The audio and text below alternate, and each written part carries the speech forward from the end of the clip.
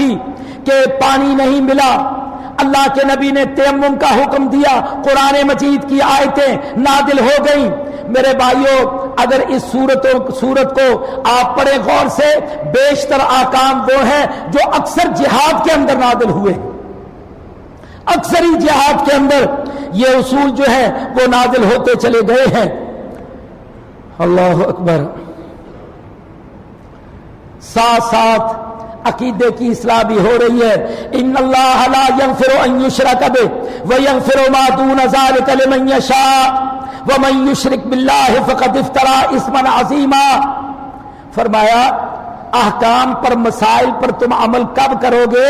جب اللہ سے ڈرو گے، جب اللہ سے ڈرو گے، اور جب تمہارے اندر توحید پختہ نہیں ہوگی، عقیدہ صحیح نہیں ہوگا، غیر اللہ سے ڈرو گے، ان کی باتیں مانو گے، ان کے سامنے جھکو گے، شرک کرو گے، تو شرک کرنے والا اللہ کے احکام پر عمل نہیں کر سکتا، اور صحیح معنوں میں توحید کا ماننے والا ہی سارے احکام و مسائل کو سمجھتا بھی ہے، مانتا بھی ہے، اور ان کے اوپر عمل بھی کرتا ہے۔ فرمایا یاد رکھنا، جس نے اللہ کے ساتھ شرک کر لیا، اللہ تعالیٰ اس کے نیک اعمال بھی سارے برباد کر دیں گے، اور پھر اللہ شرک کو کبھی معاف نہیں کریں گے، باقی سارے گناہ اللہ معاف کر دے گا، قتل بھی معاف ہو جائے گا، زنا بھی معاف ہو جائے گا، بڑے بڑے جرم بھی معاف ہو جائیں گے، لیکن فرمایا اگر شرک کر لیا اور اسی حالت میں موت آ گئی، توبہ کے بغیر مر گیا، فرمایا یہ جہنم میں جائے گا، یہ جنت میں نہیں جائے گا۔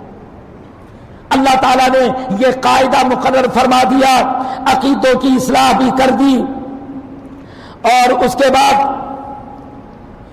اللہ اکبر فرمایا ان اللہ یأمرکم ان تؤدوا الامانات الی اہلها واذا حکمتم بین الناس ان تحکموا بالعدل۔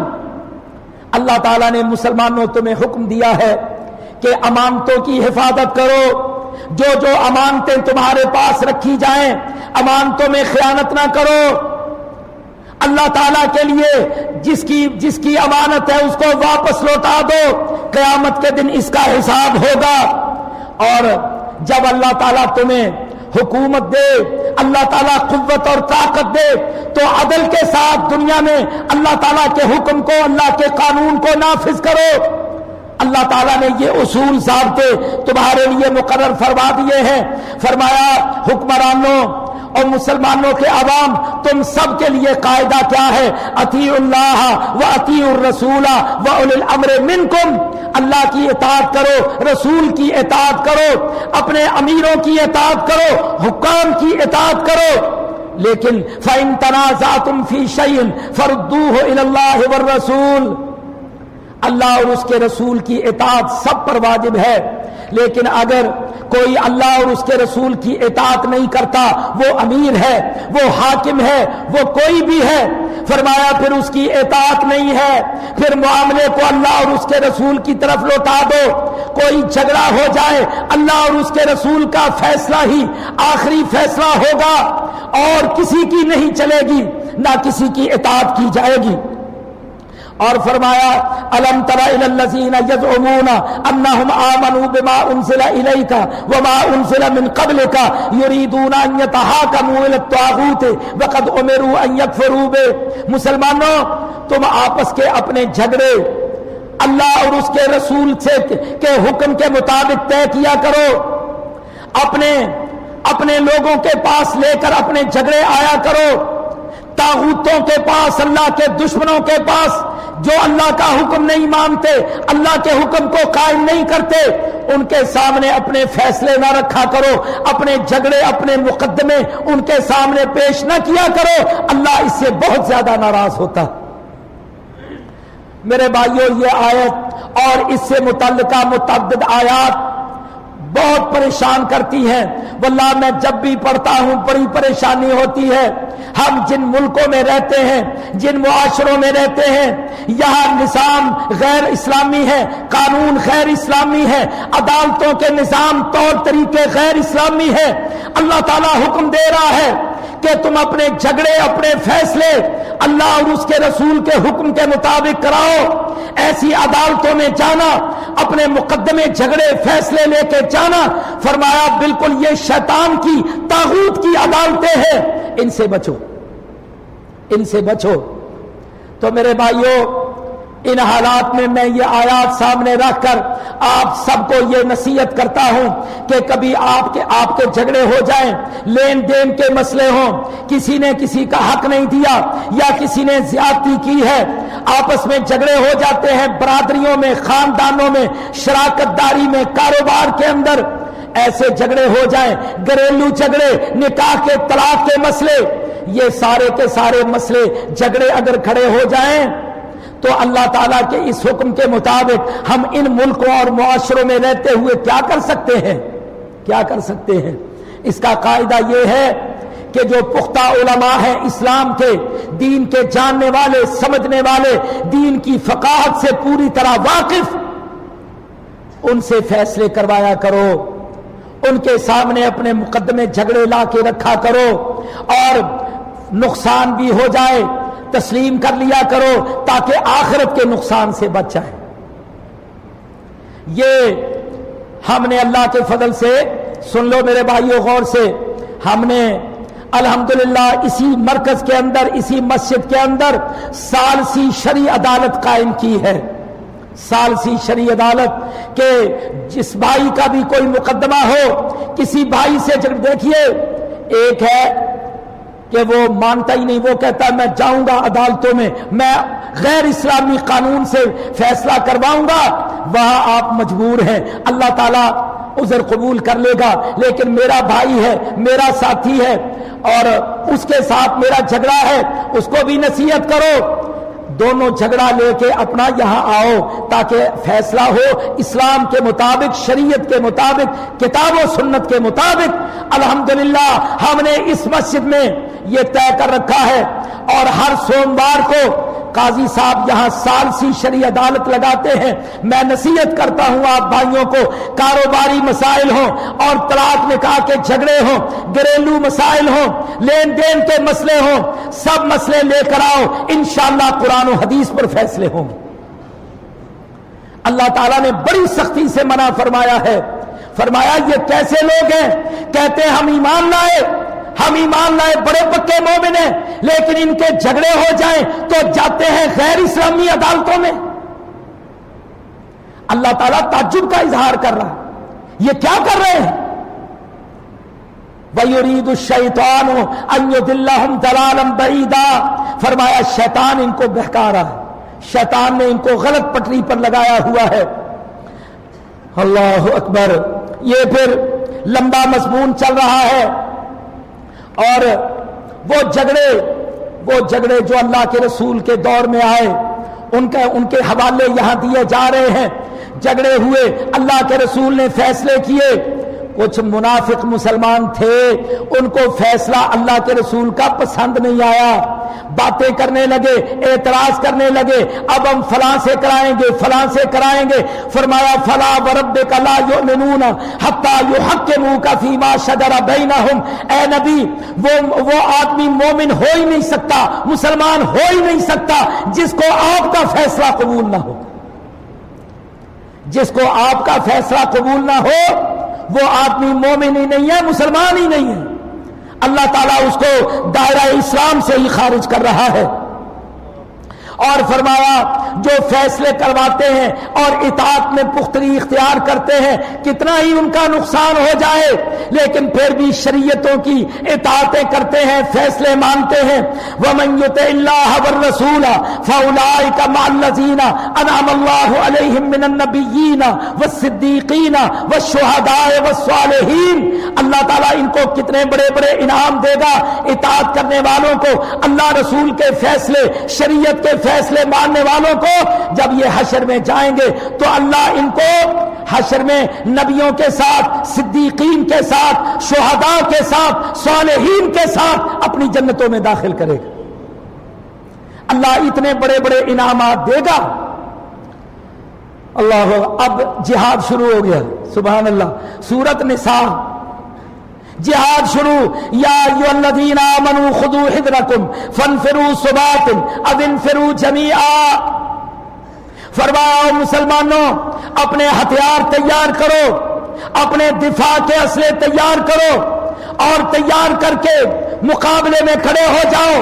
یہ تمہارا دفاع ہے، جو مقابلے کرے گا کفر سے وہ بچ جائے گا، اور جو مقابلے نہیں کرے گا وہ نہیں بچ سکے گا۔ اپنے دفاع کے لیے تیاریاں کرو۔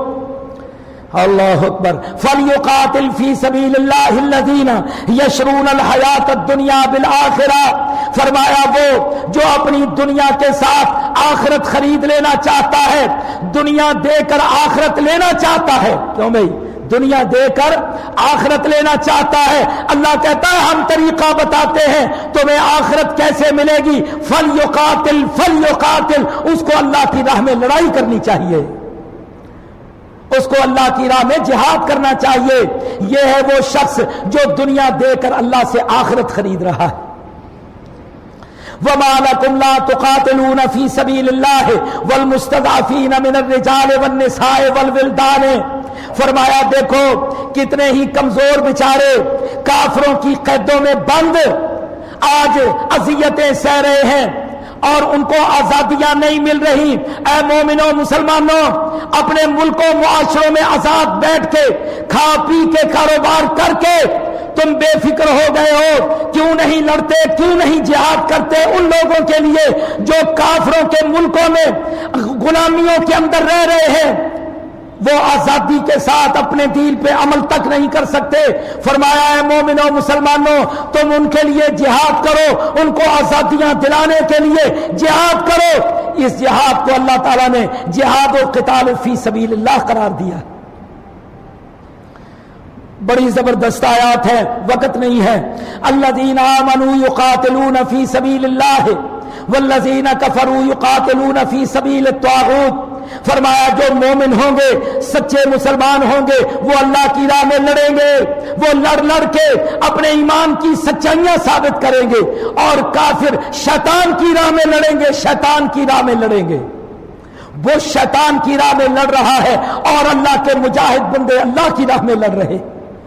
فرمایا نکھار ہوتا ہے مقابلے میں، اللہ تعالیٰ جہاد و قتال میں مقابلے کر کے اپنے دین کو نکھارتا ہے۔ تو مومنوں تم نے یہ کام کرنے ہیں۔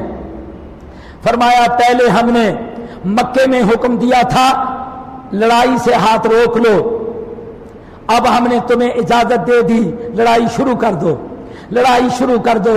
اب قتال کو اللہ تعالیٰ نے تم پر فرض قرار دے دیا ہے، لیکن جب اللہ کہتے ہیں ہم نے لڑائی کو فرض کیا تو کچھ لوگ کہنے لگے لما كتبت علینا القتال، بھئی لڑائی تو مشکل ہے، ہم نہیں کر سکتے، لولا اخرتنا الى اجل قریب، ابھی کچھ دیر رک جاتے، لڑائی کا موقع نہیں ہے، ہماری تیاریاں نہیں ہیں، ہمارے پاس اسلحے ساز و سامان نہیں ہے، تو تاخیر کر لو۔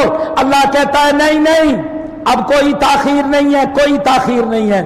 سن لو میرے بھائیوں، اللہ کے نبی مکے میں باجماعت نماز نہیں پڑھتے تھے، نہ اذان ہوتی تھی، نہ مسجد تھی، نہ جماعت تھی، اکیلے اکیلے نماز پڑھتے تھے، اس لیے جہاد ان پر تھا ہی نہیں، فرض تھا ہی نہیں۔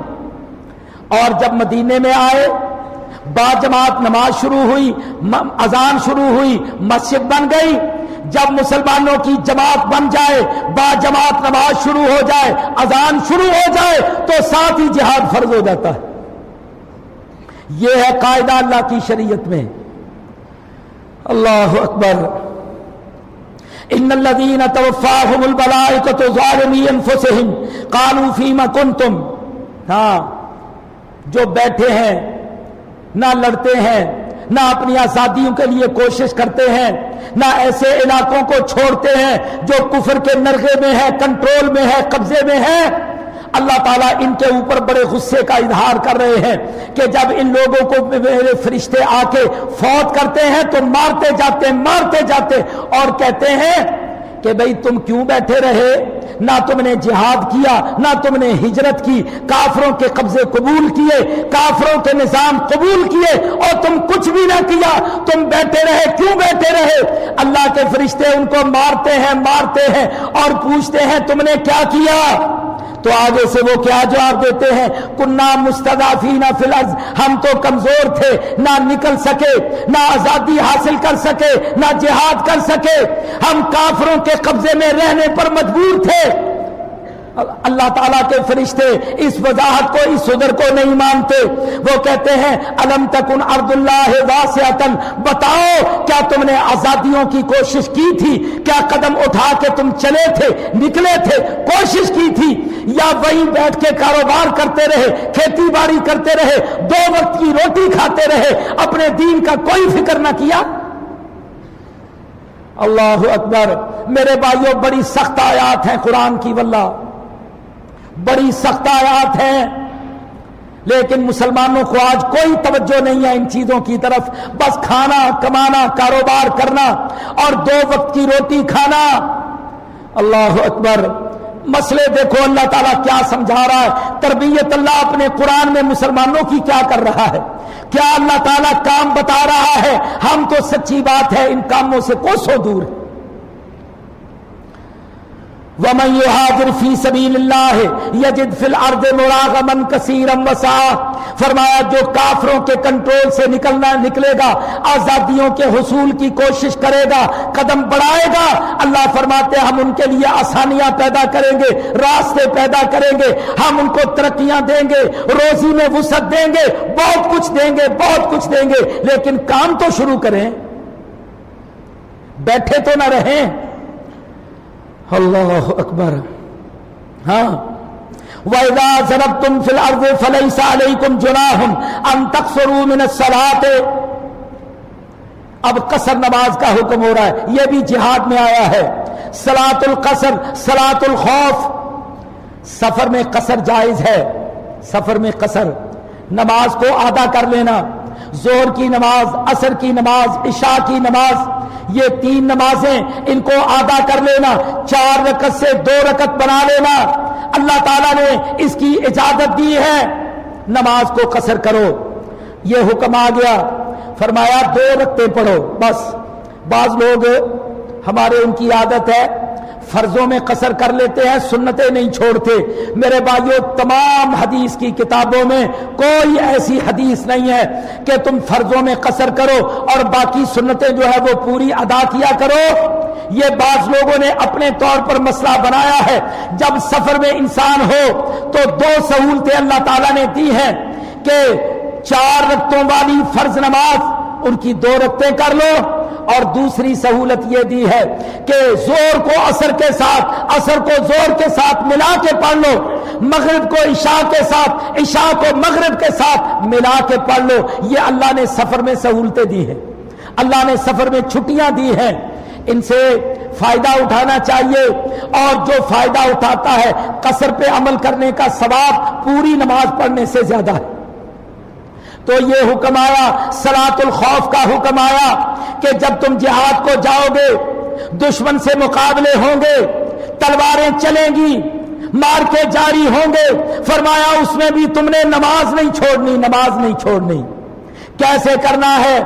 امام کھڑا ہو جائے، 2 حصے کر لیا کرو، مجاہدوں کے 2 حصے کر لیا کرو، ایک حصہ دشمن کے مقابلے میں کھڑا رہے، دفاع کرتا رہے، لڑتا رہے، اور دوسرا حصہ امام کے پیچھے نماز پڑھے۔ جب 1 رکعت امام کی مکمل ہو جائے تو یہ پیچھے کھڑے ہوئے لوگ واپس پلٹ کر ہتھیار پکڑ لیں، وہ لڑنا شروع کر دیں، اور جو لڑ رہے تھے وہ امام کے پیچھے آ کے پڑھ لیں، وہ بھی 1 رکعت پڑھیں گے، امام کی 2 رکعتیں ہوں گی اور مجاہدوں کی 1 رکعت ہوگی۔ اللہ کہتا ہے مجھے تمہاری جہاد میں 1 رکعت ہی قبول ہے۔ لیکن یہ اجازت نہیں ہے، یہ اجازت نہیں ہے کہ تم نماز کی چھٹی کر لو کہ جی جنگ ہو رہی ہے، جہاد ہو رہا ہے، ہاں جی اتنی سخت مارکا ہے، اس میں نماز پڑھے۔ فرمایا نماز یہاں بھی پڑھی جائے گی، اللہ تلواروں کے سائے میں بھی نماز ہوگی، اس کی چھٹی نہیں ملے گی۔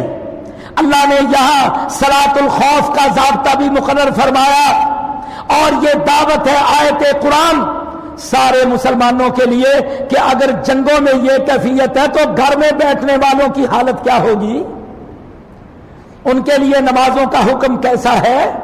پھر جماعت لوگ گھروں میں نماز پڑھتے ہیں، نانا گھر میں نماز نہیں ہوتی، فرمایا امام جماعت کروائے، ایک ایک رکعت مجاہدوں آ کر پڑھو، اس حالت میں نماز پڑھو گے جماعت کے ساتھ نصرتیں اتریں گی آسمانوں سے۔ تو میرے بھائیوں گھر میں بیٹھ رہنا اور گھروں میں نماز پڑھ لینا کوئی اجازت نہیں۔ نبی صلی اللہ علیہ وسلم نے فرمایا جو گھر میں نماز پڑھتے ہیں بغیر عذر کے، بیمار نہیں ہے، عذر نہیں ہے، میرا دل چاہتا ہے میں ایسے گھروں کو آگ لگا دوں، مجھے ڈر ہے اس گھر میں عورتیں ہیں بچے ہیں، میں اس لیے آگ نہیں لگاتا، ورنہ میرا دل چاہتا ہے ان گھروں کو آگ لگاؤں۔ یہ گھر کرنے کیا ہے جو تمہیں نماز سے روک دیں؟ اللہ اکبر۔ پھر فرمایا ادھر صلاۃ الخوف کا حکم دیا جا رہا ہے، نماز بھی پڑھنی ہے، جنگوں کے اندر جہادوں کے اندر نمازیں پڑھنی ہیں، ساتھ حکم آ رہا ہے وَلَا تَهِنُوا فِي ابْتِغَاءِ الْقَوْمِ إِن تَكُونُوا تَعْلَمُونَ فَإِنَّهُمْ يَعْلَمُونَ كَمَا تَعْلَمُونَ وَتَرْجُونَ مِنَ اللَّهِ مَا لَا يَرْجُونَ۔ اور مسلمانوں ایمان والو، ہر حال میں ہر مشکل میں جہاد کو نہ چھوڑنا، جہاد کو جاری رکھنا، دشمنان اسلام کا پیچھا کرتے رہنا۔ اللہ اکبر۔ دیکھو قرآن میں کیا آیت ہے، وَلَا تَهِنُوا فِي ابْتِغَاءِ الْقَوْمِ، بزدلی کے مظاہرے نہ کرنا، کمزوریاں نہ دکھانا، اور دشمنان اسلام کا پیچھا نہ چھوڑنا۔ وَلَا تَهِنُوا فِي ابْتِغَاء، فرمایا ان کا پیچھا نہ چھوڑنا، ان کے پیچھے بھاگتے رہو، جہاد کرتے رہو، کافروں کے پیچھے پڑے رہو۔ اللہ تم سے یہ کام لینا چاہتا ہے، ان تکونوا تعلمون، اگر زخمی ہو جاؤ، بڑے نقصان ہو جائیں اس جہاد کے اندر، تو ان نقصانات کی پرواہ نہ کرنا، یہ نقصان نہیں ہے، یہ تمہارا فائدہ ہے۔ فرمایا دیکھو تمہارے دشمنوں کے بھی مرتے ہیں، فَإِنَّهُمْ يَعْلَمُونَ كَمَا تَعْلَمُونَ، ان کے بھی مرتے ہیں، ان کے بھی زخمی ہوتے ہیں، اور تمہارے بھی زخمی ہوتے ہیں، تمہارے بھی شہید ہوتے ہیں، لیکن تمہارا اور ان کا فرق اسلام اور کفر کا ہے، جو اسلام میں مرا وہ جنت میں گیا، جو کفر میں مرا وہ دوزخ میں گیا۔ تمہاری تکلیفیں، تمہارے زخم، تمہاری شہادتیں کوئی جتنا بھی زیادہ ہو جائے، ان تکونوا تعلمون، جو کچھ ہو جائے، جتنی شہادتیں، جتنے زخمی، جتنا نقصان، فرمایا اس کو خاطر میں نہ لانا، جہاد نہ ترک کرنا، دشمنان اسلام کے پیچھا کرتے ہی رہنا، جہاد کرتے ہی رہنا۔ یہ آیتیں ہیں قرآن کے اندر۔ اللہ اکبر۔ مختصر کر رہے ہیں، یا ایھا الذین آمنوا کونوا قوامین بالقسط شہداء للہ ولو علی انفسکم او الوالدین والاقربین ان یکن غنیا او فقیرا فاللہ اولی بہما۔ بڑا زبردست ضابطہ اللہ نے مقرر فرمایا، مومنوں او ایمان اسلام کے دعوے دارو، تم ایسے نہ کیا کرو جیسے دنیا دار کرتے ہیں، جب تمہارے جھگڑے ہو جائیں، جھگڑوں میں فیصلے کا وقت آ جائے، شہادتیں گواہیاں دینا پڑ جائیں، تو پھر کیا کیا کرو، جھگڑوں میں، مقدموں میں حق کی گواہی دینی ہے، حق کی گواہی پیش کرنی ہے۔ وَلَوْ عَلَىٰ أَنفُسِكُمْ، اگر تم اپنی جان کے خلاف بھی گواہی دو گے، اپنے والدین کے خلاف، اپنے رشتہ داروں کے خلاف گواہی دو گے تو اللہ تم سے محبت کرے گا۔ ہاں، اپنے خلاف گواہی دینی پڑے دے دے، اپنے والدین باپ ماں کے خلاف گواہی دینے پڑے، مخالف ہے، غیر برادری کا ہے، لیکن حق پر ہے، میرا باپ حق پر نہیں ہے، میرا رشتہ دار حق پر نہیں ہے، جھگڑا ہو گیا ہے، فرمایا تم مسلمان ہو، تمہارے ایمان اسلام کا تقاضا یہ ہے جب بھی گواہی دو، حق کی گواہی دو، چاہے وہ اپنے خلاف ہو، چاہے تیرے باپ کے خلاف ہو، ماں کے خلاف ہو، رشتہ دار کے خلاف ہو، گواہی حق کی دو۔ یہ اللہ نے ان مسلمانوں کو اخلاق سکھائے ہیں، اخلاق۔ بھائیو، ان اخلاق کے ساتھ قومیں بلند ہوتی ہیں۔ اگر مسلمان اللہ تعالیٰ کے بیان کردہ اخلاق کو تسلیم کرے تو یہ دنیا میں بڑے معزز، بڑے محترم، ساری دنیا کے اندر نمایاں قومیں بن جائیں، یہ امت بن جائے، کوئی ان کا مقابلہ نہ کر سکے۔ لیکن آؤ عدالتوں میں کیا ہوتا ہے، ہمارے وکیل کیا کرتے ہیں، جج کیا کرتے ہیں، فیسیں لے رہے ہیں جھوٹ بولنے کی، فیسیں دے رہے ہیں۔ آج ہمارے مسلمان جھوٹ بولنے کے لیے، ہاں، اپنے جھوٹ بول بول کر حق لینے کے لیے، اللہ تعالیٰ فرماتے ہیں او حق تو میں تمہارا رب مقرر کرنے والا ہوں، جو انصاف کر کے آئے گا میں آخرت میں اس کو بہت کچھ دوں گا۔ تو کبھی جھوٹ نہ بولو، کبھی غلط گواہی نہ دو، اپنے خلاف دینی پڑے دے دیا کرو، ماں باپ رشتہ داروں کے خلاف دے دیا کرو، حق انصاف کے اوپر قائم رہو۔ یہ ضابطہ اللہ تعالیٰ نے بڑا زبردست مسلمانوں کے لیے مقرر فرمایا۔ اور اگلا ضابطہ الذین یتخذون الکافرین اولیاء من دون المؤمنین ایبتغون عندهم العزۃ فإن العزۃ للہ جمیعا۔ فرمایا مسلمانوں تمہارے لیے یہ جائز نہیں ہے کہ کافروں کو دوست بناؤ، کافروں کو، اور مومن بڑے کافی ہیں ان کو دوست بناؤ، ایمان والوں سے دوستیاں کرو، محبتیں کرو، اور کافروں سے دوستیاں نہ کرو۔ یہ کام مومنوں کا نہیں منافقوں کا ہے۔ بشر المنافقین بان لهم عذابا علیما، فرمایا یہ منافقوں کا کام ہے، وہ دوستیاں کرتے ہیں کافروں کے ساتھ اپنے مومن بھائیوں کو چھوڑ کر۔ آج جو دوستیاں ہو رہی ہیں نا، ہاں، کافروں سے دوستیاں، اپنے مسلمان بھائیوں سے دشمنیاں، افغانی بھائیوں سے دشمنیاں اور مسلمانوں سے لڑائیاں، کافروں سے دوستیاں، ان کے ساتھ تعلقات کو استوار کرنا، مجاہدین پر پابندیاں اور ہندوؤں سے دوستیاں۔ اللہ فرماتے ہیں یہ منافقوں کا کام ہے، منافقوں کا۔ قرآن بشر المنافقین، اگلی آیت الذین یتخذون الکافرین، منافق ہوتے کون ہیں؟ فرمایا منافق وہ ہوتے ہیں جو مومنوں کو چھوڑ کر کافروں سے دوستیاں لگاتے ہیں۔